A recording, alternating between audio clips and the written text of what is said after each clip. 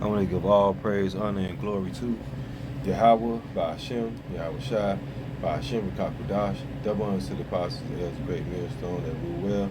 Salutations to all locking out here pushing this word with sincerity and truth. Speckled birds, moving truly, let's listen and learning. I'm going to say Shalom. My name is Shpari Run. I'm going to say Brakatah Yahawah, Brakatah Yahawahshi, Brakatah Yahawah, Brakatah Yahawahshi, Brakatah Yahawah, Brakatah Yahawahshi. The water Yahawah, bahasham, Yahawahshi, coming to you again today with another lesson.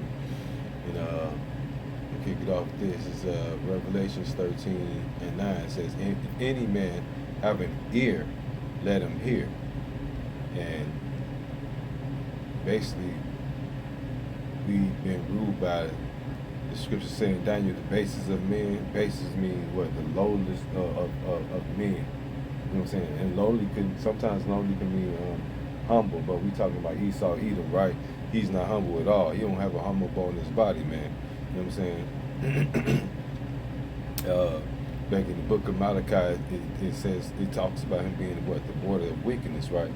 And we know through the scriptures, when you go back into Genesis, the 25th chapter, that he was the first child out of the womb. And the prophecy was the first child, basically the elder shall serve the younger. And we in 2026, right? And we were the second child out, and we're not in charge of the world. So through the spirit, the Lord had where Esau would be the end of the world, and Jacob would be the beginning of which that followed, right? He'd be the beginning of which that followed. What else to say?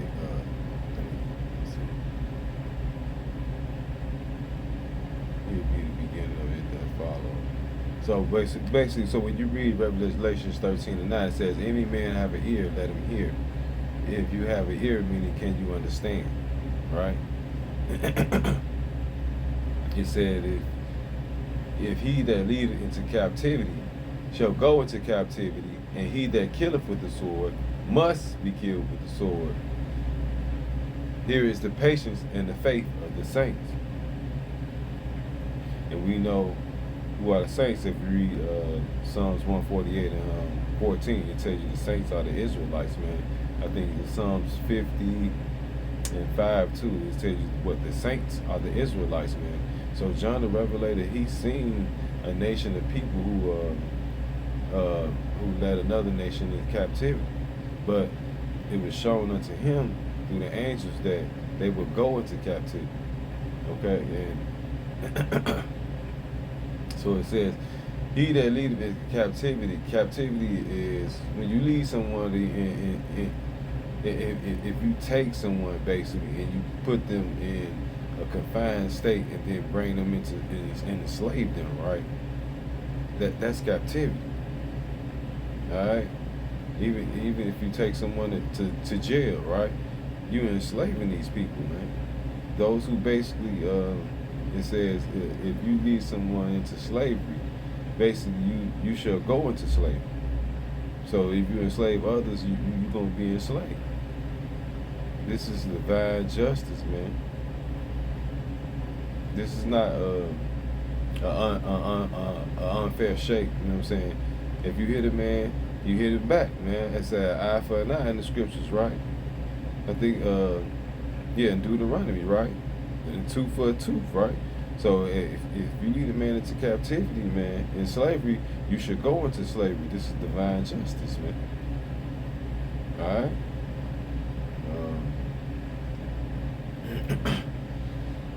Basically, what a person does, whether it be good or bad, it's gonna it's gonna be turned up on their heads. You know what I'm saying? 2 Corinthians 5 says this. It says, "For we must all appear before the judgment seat of Mashiach, that everyone that may receive." It says that everyone may receive the things done in his body.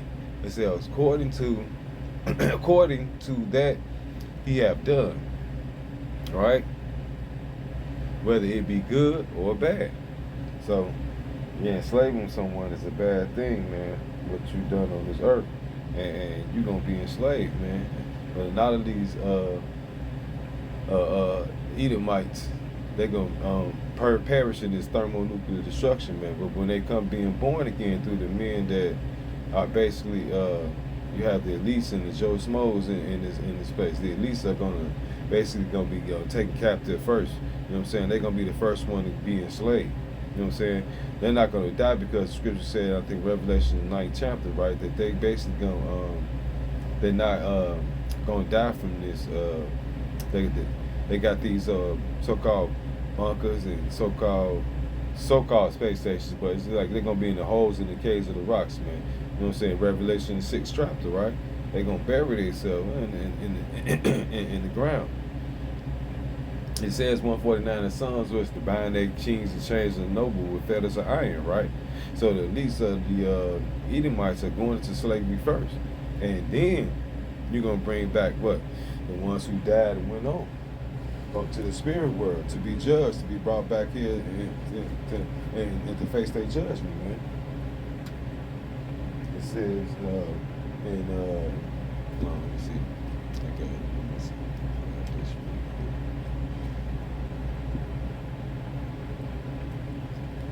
I think it's Ecclesiastes 3 and let me see.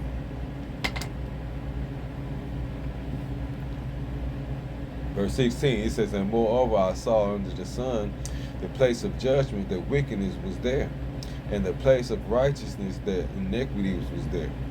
You see that? So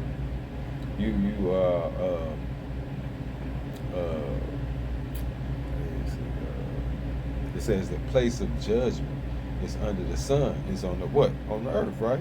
So your place of judgment is going to be here. You know what I'm saying?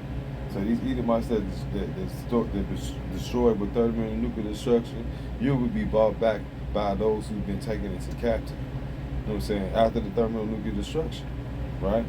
So you're going to come back and be, you're going to come back and basically you're going to be put in chains, man. You're going to be put in slavery. You know what I'm saying? Yahawah even said in the Garden of Gethsemane, what did he tell Peter? Put your sword up, man. He told him to put his sword up. If you live by it, he said you die by it. I think Matthew 26, and let's see. Matthew 26, Israel and their rest. It says,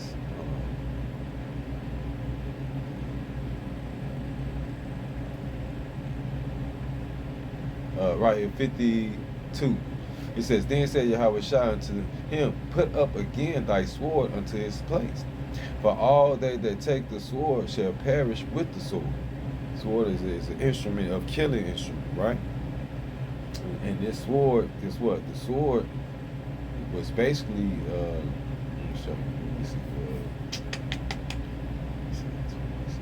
is Genesis 27, and because the sword was given to what? Who? Esau, Edom, was a blessing, right? This is 39. He said, and Isaac his father answered and said unto him, behold, thy dwelling shall be the fatness of the earth, and the dew of heaven from above. Who was he talking to? He was talking to Esau. Verse 38. He said, Esau said unto his Esau said unto his father. He said, hast thou but one blessing, my father? Bless me, even me also. O my father. Esau lifted up his voice and wept. All right?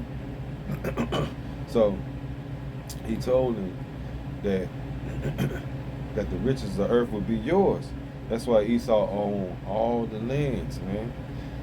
He ruled the government. They rule everything. They run everything, man. They run the society. They run the movies. They run the papers. They run the news. They run every goddamn thing. So verse 40, it says, and by the sword shalt thou live. Right? He told him that you're going to live by the sword, man. You're going to live by this instrument that I give you, man. The spirit on you is the spirit of hatred to your brother, man. Ezekiel, I think, the 35th chapter, I think they say they have a perpetual hatred, man. Man, these people have a perpetual hatred for our people, man. Then you hang our people and, man, be smiling and all type of shit, man. Man, they proud, man. They laughing, they taking pictures and cars, man. Man, they gonna get fucked up for this, man. Man, it says, by thy sword should I live, and thou shalt serve thy brother, man. And it says, it shall come to pass when thou have dominion, when thou shalt break the yoke off thy neck. So Esau, the sword is your blessing. And it says, if you kill it with the sword, right, you must be killed with the sword. Here is the patience and the faith of the saint, right? It says must, right? Must mean what? Necessary, man. It's necessary that you be killed by the sword. All right? And if you use violence, violence gonna face you. All right? This is this is going to what you reap. You reap what you sow. You sow good seed, you get good fruit. You sow bad seed, you get bad fruit. You know what I'm saying? That's it. That's all. And Esau always sown that bad seed. So you are the children of what? Corruptors, man.